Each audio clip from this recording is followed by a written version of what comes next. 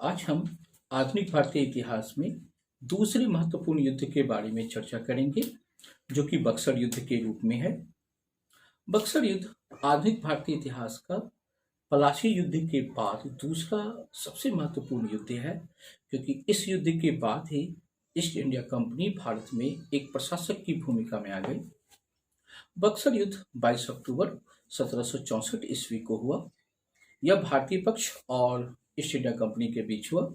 भारतीय पक्ष में तीन शक्तियां थी: मुगल बादशाह शाह आलम द्वितीय, अवध का नवाब शुजा-उद-दौला और बंगाल का नवाब मीर कासिम। और दूसरी ओर East India Company. East India Company का नेतृत्वकर्ता हेक्टर मुनरो कर रहे थे। इस युद्ध के लिए अनेक कारक उत्तरदायी थे, जिसमें सबसे महत्वपूर्ण कारक बंगाल के नवाब मीर कासिम और ईस्ट इंडिया कंपनी के बीच का तनाव था। मीर कासिम ने ईस्ट इंडिया कंपनी की सहायता से ही सत्ता प्राप्त की थी। 15 अक्टूबर 1760 ईस्वी को मीर कासिम ने सत्ता प्राप्त की थी और सत्ता प्राप्त करने के बाद ही इसने अपने आप को धीरे धीरे ईस्ट इंडिया कंपनी से अलग करना आरंभ कर दिया था। क्योंकि इसके पहले वह प्रशासक की भूमिका में था, अतः उसने सबसे पहला कार्य किया वो अपने प्रशासनिक सुधार कार्य किया। इसके अंतर्गत सबसे पहले राजधानी को स्थानांतरित किया और मुर्शिदाबाद से राजधानी बदलकर उसने मुंगेर में स्थापित की। जितने भी भ्रष्ट अफसर थे उनको हटाया। सेना का आधुनिकीकरण यूरोपीय ढंग से किया, जिसमें उसे फ्रांसीसियों की सहायता मिली और राजस्व प्रणाली को व्यवस्थित किया। उसके इस सुधार से ईस्ट इंडिया कंपनी शंकित हो गई। उसका सबसे महत्वपूर्ण सुधार कार्य था दस्तक पत्र की मान्यता को रद्द करना, क्योंकि दस्तक पत्र के खिलाफ उसके पूर्व भी सिराजुद्दौला के साथ ईस्ट इंडिया कंपनी का मतभेद हो चुका था। सिराजुद्दौला ने भारतीय व्यापारियों को ईस्ट इंडिया कंपनियों के व्यापारियों को समकक्ष ला दिया, जिससे कंपनी ने पूर्ण रूपेण मीर कासिम का विरोध किया और अपने दो प्रतिनिधियों एलियट और हो को नवाब के पास भेजा।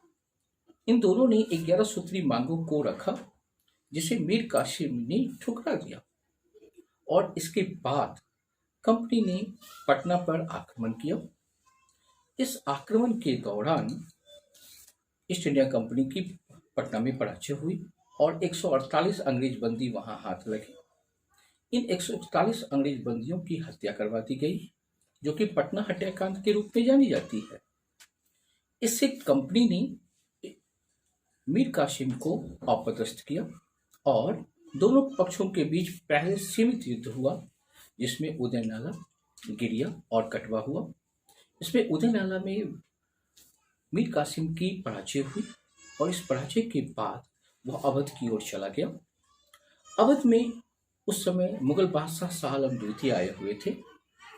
इन तीनों ने मिलकर एक त्रिकूट का निर्माण किया, जिसमें अवध के नवाब शुजा-उद-दौला, बंगाल के नवाब मीर कासिम और मुगल बादशाह शाह आलम द्वितीय हुए। इन तीनों ने मिलकर भारत से ईस्ट इंडिया कंपनी को बाहर करने का प्रयास किया और इसी का परिणाम हुआ। 22 अक्टूबर 1764 को दोनों पक्षों के बीच युद्ध हुआ। युद्ध में शाह आलम द्वितीय निष्क्रिय रहे।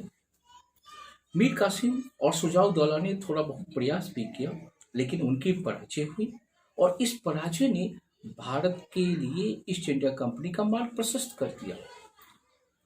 यहां से भारत की दुर्दशा आरंभ हुई, क्योंकि ईस्ट इंडिया कंपनी ने अब अपना स्वरूप पूर्णतः बदल लिया। अब वह एक प्रशासक की भूमिका में आ गई।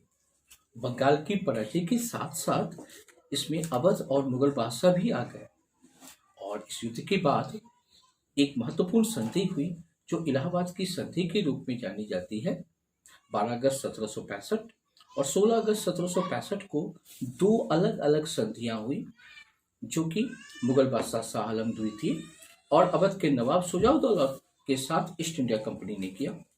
इस संधि के बाद ही ईस्ट इंडिया कंपनी को बिहार, बंगाल और उड़ीसा में दीवानी प्राप्त हुआ और मुगल बादशाह शाह आलम द्वितीय पूर्णतः ईस्ट इंडिया कंपनी के नियंत्रण में आ गया, जो कि यह क्रम आगे 1857 ईस्वी तक चलते रहा।